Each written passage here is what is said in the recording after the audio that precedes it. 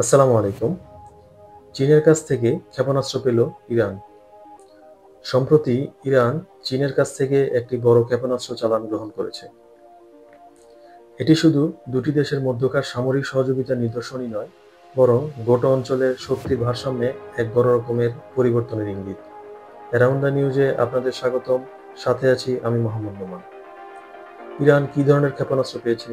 চীন কেন এখন এই চালান পাঠালো? এতে ইসরায়েল, আমেরিকা ও সৌদি আরবের প্রতিক্রিয়া কী, এবং ভবিষ্যতে কি হতে পারে?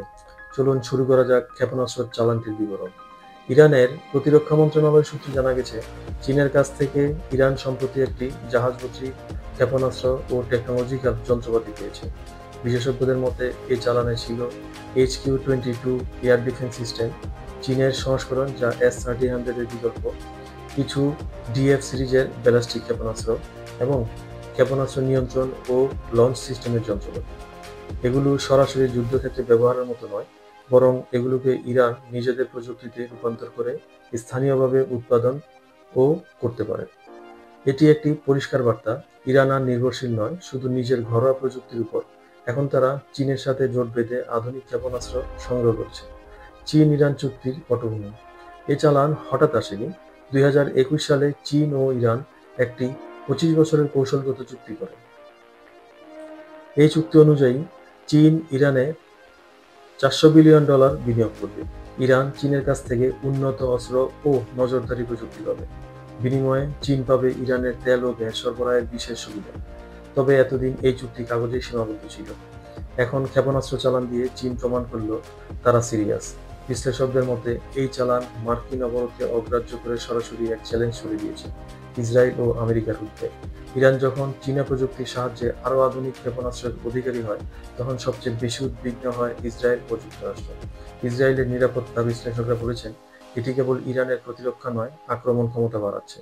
যুক্তরাষ্ট্রের প্রতিরক্ষা মন্ত্রণালয় এরই মধ্যে এই চালানের বিষয়ে নিন্দা জানিয়েছে। তারা বলছে, এ ধরনের সামরিক লেনদেন মধ্যপ্রাচ্যে স্থিতিশীলতাকে হুমকির মুখে ফেলবে, বিশেষ করে যখন হুতি বিদ্রোহীরা ইয়েমেন থেকে ইসরায়েল লক্ষ্য করে ক্ষেপণাস্ত্র নিক্ষেপ করছে। তখন ইরানের এমন শক্তি অর্জন পরিস্থিতিকে আরও স্পর্শকাতর করে তুলছে। ইরানের লক্ষ্য ও বার্তা। এই চালানের মাধ্যমে ইরান যেটা বোঝাতে চাইছে তা হলো, তারা এখন বৈশ্বিক পরাশক্তিদের সহায়তা পাচ্ছে। নিষেধাজ্ঞা থাকলেও তারা সামরিকভাবে শক্তিশালী হচ্ছে এবং তারা ইসরায়েলের বিরুদ্ধে যে কোনো সম্ভাব্য যুদ্ধে প্রস্তুত থাকতে চায়। এটি শুধুই প্রতিরক্ষার বিষয় নয়, এটি ইরানের আঞ্চলিক কর্তৃত্ব প্রতিষ্ঠার এক কৌশলী পদক্ষেপ। ইরানের সর্বোচ্চ নেতা আগেই বলেছিলেন, আমরা একাই নয়, পূর্ব এখন আমাদের পাশে আছে।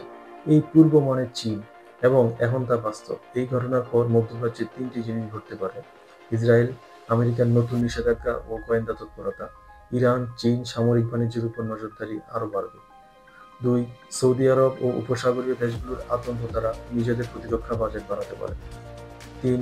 চীন আমেরিকা পরোক্ষ সংঘর্ষের আরেকটি ক্ষেত্র হয়ে উঠবে মধ্যপ্রাচ্যে, যেখানে ইরান চীনের প্রতিনিধি শক্তি হিসেবে কাজ করতে পারে।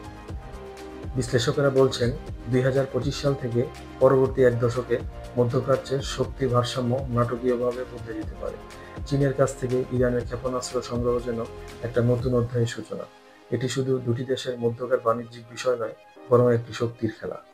আপনার মতে এই ঘটনা কি মধ্যপ্রাচ্যে যুদ্ধের আশঙ্কা বাড়াচ্ছে, নাকি এটি কেবল প্রতিরক্ষার প্রস্তুতি? কমেন্টে জানাবেন। ভিডিওটি ভালো লাগলে লাইক, শেয়ার ও চ্যানেলটি সাবস্ক্রাইব করতে ভুলবেন না। ধন্যবাদ।